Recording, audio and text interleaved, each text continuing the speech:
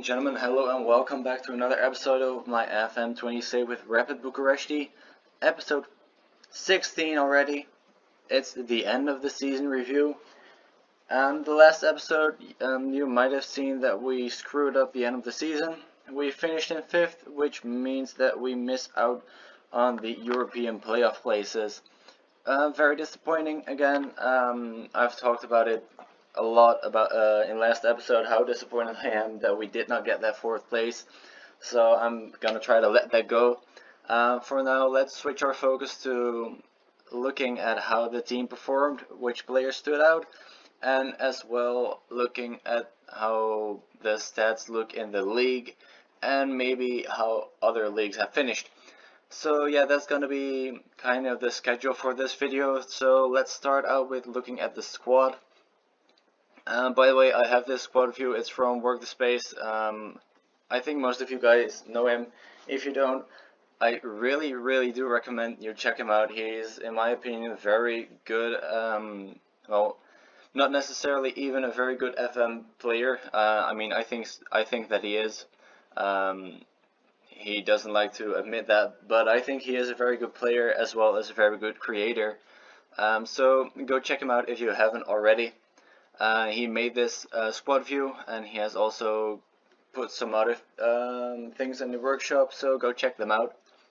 So let's look at the squad. Let's first look at how the players that played the most games for us. Not Francisco Medinga because he is out on loan, but it's very good to see that he has got so many games for Gloria Bujao. 31 games and 2 goals and 2 assists from center mid. I mean, not amazing, not setting the world alight, and his attributes are decreasing as well. But very good to see him getting a lot of game time. Then we've got Gabriel Toma, but again, not playing for us, but for the second team. The first name you recognize is Antonio Sefer.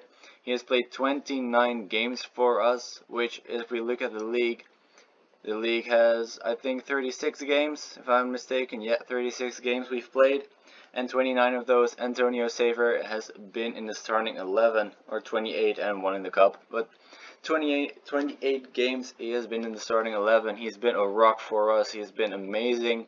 I really do hope we can keep a hold of him because he's also only 21 years old. So yeah, very excited about his future. And I only noticed this now, but I see that he hasn't played for them, but he was at FC Groningen, which, if you guys don't know, I'm Dutch. I mean, I don't live near Groningen, it's on the other side of the country. But, yeah, I love to see that he hasn't played in Holland, but that he's been in Holland. So, yeah, fun fact for me at least. So yeah, here you can see the look of Antonio Sefer. I think he looks, again, not setting the world alight from his attributes, but he is improving, so that's very positive to see. He's also very happy to be here. So yeah, very happy with Antonio Sefer playing the most games for us. After Sefer, you have the first player for the first team is, I think, Pires, with 23 starts and 3 appearances from the bench. Pires I've talked about a lot in the past because he wouldn't sign his contract, etc. Luckily he did, but you know how he looks, you know how much he means for us. Let me just filter the others out because that makes it a little bit easier. So yeah, this looks better. I've missed a lot of players. I'm sorry. The player with the most caps, with the most appearances, Brighton Labo with 37, playing every single game for us from the starting 11 as well, just like Nedijko Labrovic. I don't know if I butchered that name, but I tried my best. He looks very good. He is very good, only 21 years old as well. Brighton Labo only being 25 years old. Again, hoping that we can hold on to him for a lot more years to come. Here you can see the other players that have played a lot of games for us. Kasop, very important, Molo, Alami, Hilishai, Tano. The regulars, most of them already being here from last season. Labo from first season, Molo from first season, Alami, Hilishai, Tano, Safer. All of those guys were already at the club when we came in. So yeah, I'm very happy to see that. So let's look at the average rating. Player with the best rating is Saif Alami, 28-year-old attacking midfielder, playing 35 matches. Only 3 goals, but he has gotten 12 assists, which is amazing in my opinion. In our first season in the top league, to get 12 assists, hats off. I wouldn't replicate that. My only question about him is how many years has he got left? I hope he's got a lot of them. And if not, we can, of course, try to get a replacement for him. So, yeah, the top 5 sorted by rating is Alami, Kasop, Labo, Zemiarski, the Loni, and Malo. Then let's look at the top scorers. I mean, you can already see one person standing out. Of course, Brighton Labo scoring 18 goals, and after him, Carlo Kasop with 7. So yeah, I mean, last year the goals were pretty spread out. This year, I think that's changed. As you can see, Brighton Labo scoring 18 goals, and all the other players added up scoring 21, 24, 27, 29, 33 goals, if I'm not mistaken. So Labo by himself has scored over 1/3 of our entire club. Kind of, how do you call it? Kind of scary thought that if we miss him for a game, if we lose him for a game, that we don't really have players that can fill in that role of scoring a lot of goals. So that might be something that we would want to take a look at in the next transfer window. So yeah, that's the top scorers. The top assisters, I've already shown you Saif Alami with 12 assists, twice as much as the next player, which is Hilishtai. The assists, I believe, just as spread out as the goals, a little bit more even.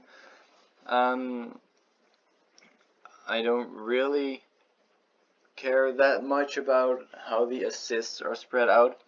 I don't think that matters as much as the goals, but yeah, still I like to take a look at it. Top valued player is Carlo Kasop with 2.4 million, 22-year-old Romanian. He does look very good as well, and as you can see, he could still improve, so I can't wait to see what his future looks like. Behind him, Saif Alami. Even though he's already 28 years old, his value is still one of the highest in the club. But I believe he's gonna get overtaken by at least 2 or maybe 3 players in the next season. Highest salary in the club. There are 2 players on 6k a month, Piris and Labrovic. I think Labrovic deserves it as well. And Piris, we might be overpaying him a little bit. I mean, of course he is very important for us, but he is also, I think, the oldest player in our squad that we use, except for Wojciech, who is 36 years old. So to be paying 6k a month for a player that, well, he is very important, so I'm not gonna complain. Just forget that. I'm not gonna complain. He is too important to not pay him that much. And if you take a look at the contracts, and you can see there are a lot of contracts running out in 2021, but I probably have shown you guys this before. They all of them have agreed to sign a new contract starting from the end of this season. So even though there are a lot of contracts running out in 2021, all of them have renewed their contract as well, except for, of course, the 2 loanees.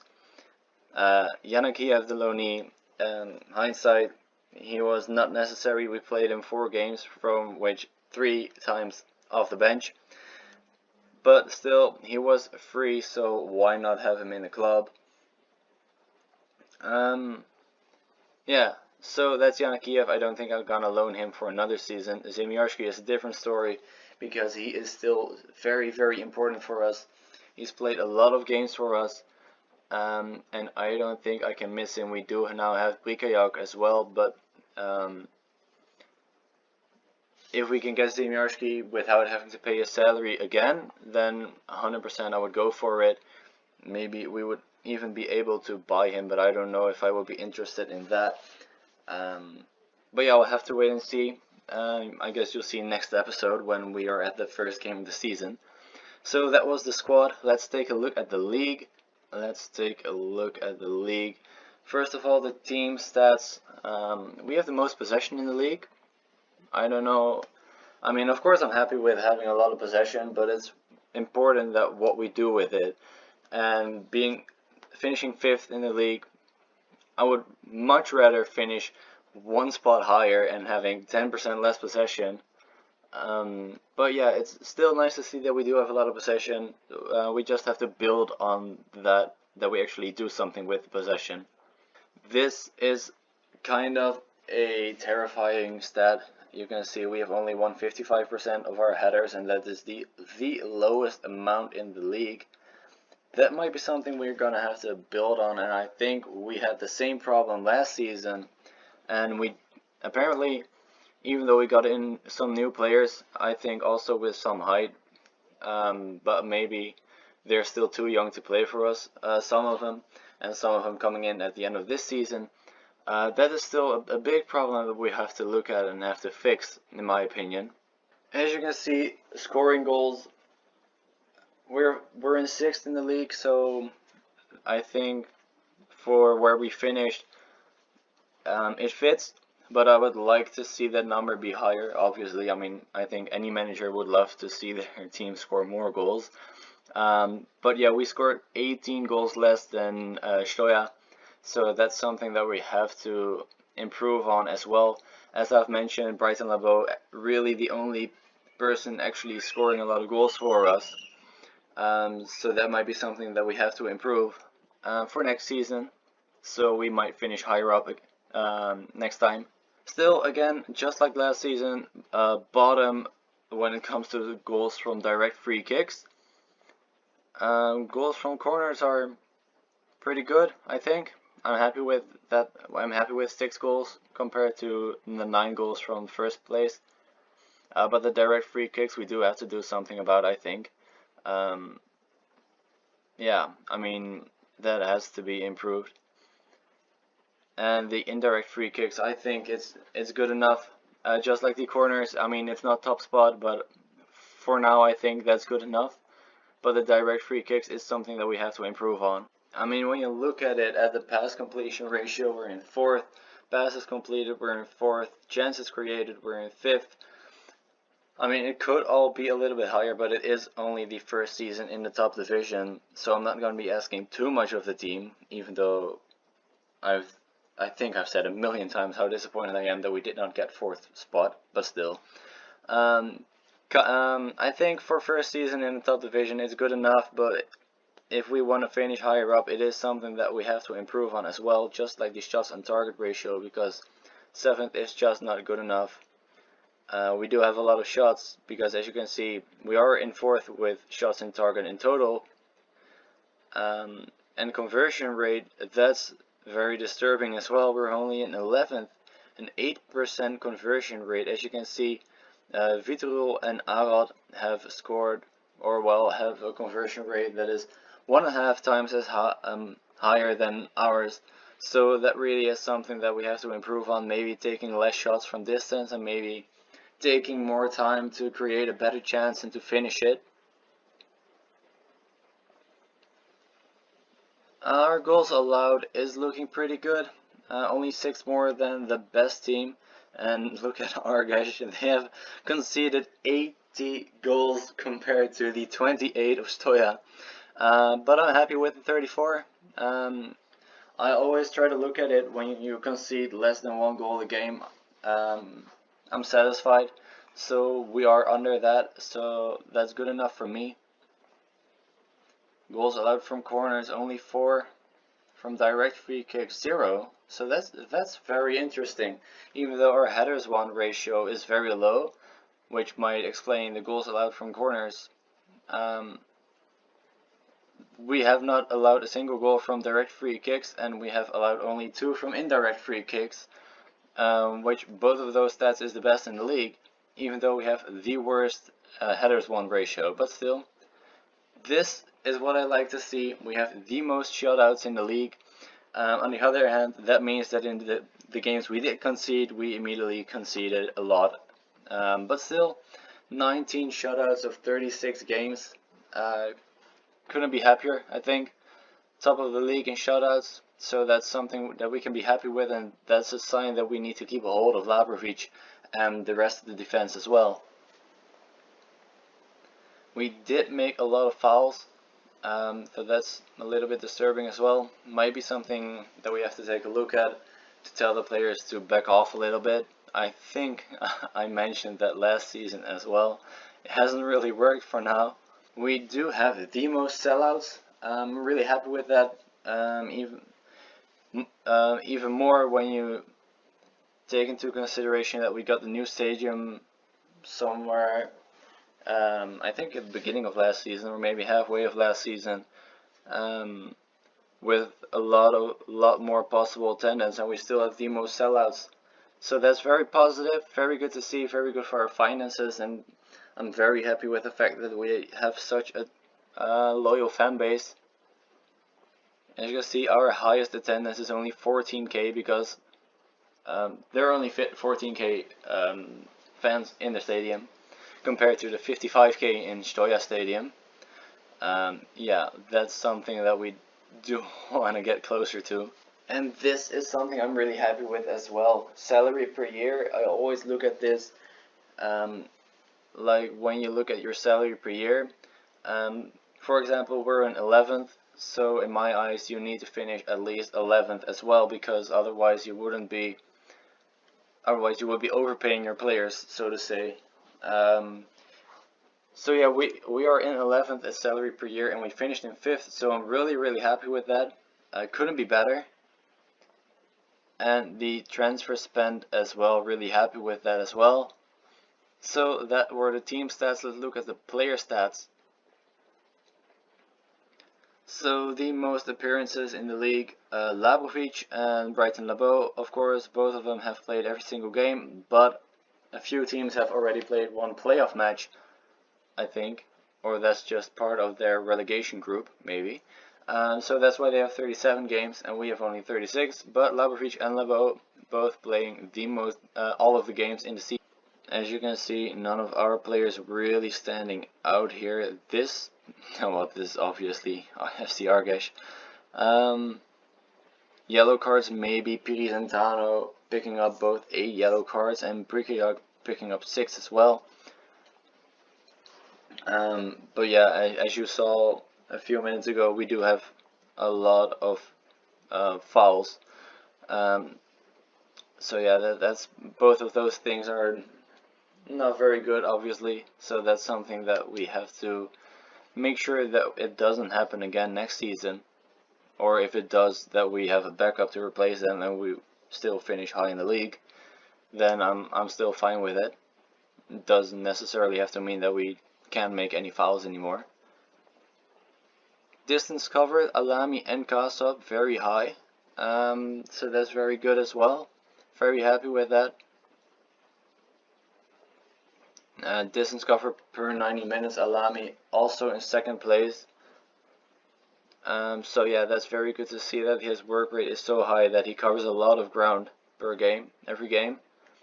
Highest average rating, again Alami in 6th place, so he's just outside of the top 5, but still very good. And the headers won, surprisingly, we are here with 2 players even, Malo and Labo. Even though we have the lowest headers won ratio, we do have 2 players in the top 20 of headers won. Seems weird to me, but maybe that's just something I'm missing here. The top scorer in the league, Brighton Labo with 18 goals. Of course, there are some teams that still have to play a couple of games, but for now, Brighton Labo is the top scorer in the league in first time of asking as well. Our first season in the top division, and he is the top scorer. Only 18 goals, I'd say, compared to his. I don't know, what was it, 34 last season. But still top scorer, so very happy for him and very happy that he still wants to be at this club. Average minutes per goal as well. Obviously he's played every single game, so his average minutes per goal might be a little bit higher than, for example, Coman's. But still in second place, so very happy with that as well. He also has the most shots and the most shots on target. 18 goals from 92 shots on target. Seems pretty good, but 18 shots from 161 shots. That's less than 10%. No, it's not. It's more than 10%, but still, a lot of shots that have gone missing. Shots on target ratio is only in 20th. Conversion rate, I don't even think we have to try and look at it. I think it would be around 12%, so a little bit below this one. A little bit below the 20th spot. Obviously, the appearances, penalties, Piri scoring 2 out of 2. The assists, Alami, the most assists in the league.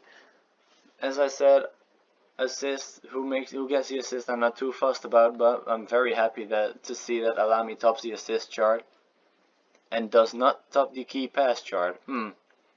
Only 55 key passes and 12 assists means that the players he gave those balls to are just very clinical.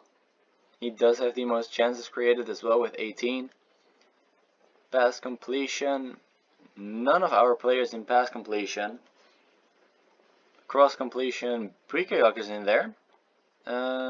Anything else that stands out? Bryson LeBeau having by far the most offsides, just like last season. That's something that he does really need to work on, because that could make such a big difference if we just maybe even 20 times offside, 20 times less offside than this, and he could have a lot more goals. I think that's it. The goals allowed, Labovic is in 5th. As I said, 19 shutouts, as you can see here, 19 shutouts, but still 34 goals conceded. With 19 shutouts, you would expect him to be higher up, but he isn't. So, as I said, in the games we do concede, we immediately concede a lot of goals. I think that's the stats for the league. Let's take a look at other leagues. First off, obviously, what happened in the league below us. FC Hermannstadt got promoted, are in playoffs because the season hasn't ended yet. But as it looks right now, Hermannstadt and Klinchény are going to get promoted. Interesting. I haven't played against them yet. So yeah, excited for that if they do come up, and we'll see. In the third league, I don't know the teams here, so I'm not gonna go too in depth here. Austar Bacau is in 1st, so they could get promoted to the 2nd division. And as you can see, a lot of teams in the relegation spots here, because there are a lot of 3rd divisions. So yeah, that was the Romanian table, the Romanian, how do you say, football ladder. Let's take a look at the top leagues. So let's go here. Overview, competition, reputation. Let's first off take a look at La Liga. Barca are in top spot. They do have to play a few games, but it looks like they're gonna win the league again for the 4th time in a row, and for the 6th time in the last 7 years. So Real Madrid and Atletico Madrid are kind of falling off a little bit.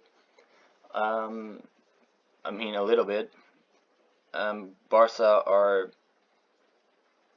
18 points above Atletico, and Real are 14 points above Atletico. It's a 2-horse race for sure.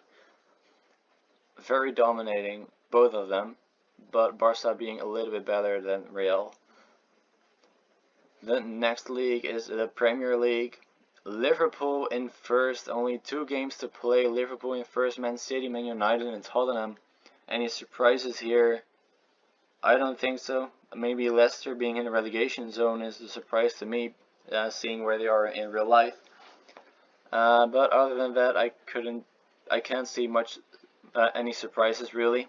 I don't know if there are any surprises here. I don't think so. No, not really, except for the huge gap between second and third. So let's take a look at the Serie A. Juventus, of course, winning the league again. They only need 1 point in the remaining 4 games. That's not true. They need 3 points, so they need 1 win in the last 4 games. And Milan and Inter, well, Inter have to win every single game.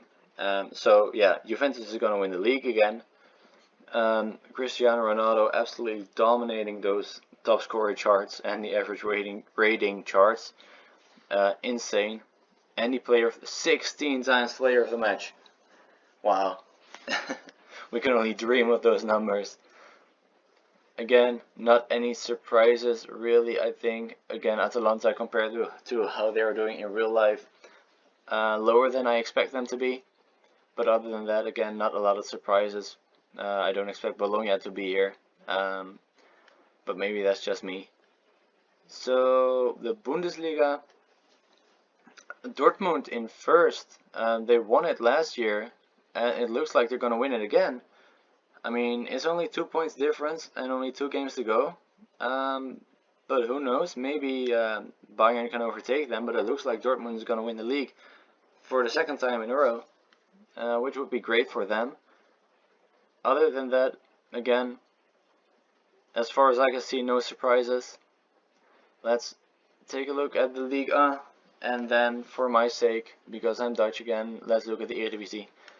In Ligue 1, PSG won the league by a huge mile. Miles always the same distance.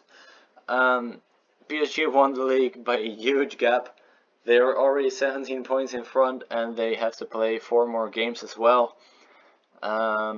Look at those average rating stats. I mean, in the top 9, there are 7 of PSG. That's insane. They bought Memphis Depay. Wow. Okay, and he looks very good as well. And Rakitic. This PSG team looks insane. Only from these 3 stats, this PSG team looks insane, and it shows as well in the league. They haven't lost a single game. So as I said, let's take a look at the Eredivisie. I hope Ajax won it, and they did. Ajax won it again. Only 2 games left to play, and only 5 points difference. So AZ could still, and PSV could, both of them could overtake Ajax in theory, but the goal difference is also way in favor of Ajax. Again, not gonna go too in depth, just like last season, into this league, because I know not a lot of you are from Holland, so not a lot of you care at all about this league. So I'm just gonna take a look at this when I'm not recording. That's gonna be it for now. The next time I will see you will be at the first game of next season. Obviously no European playoffs, just the first game of the season in the league.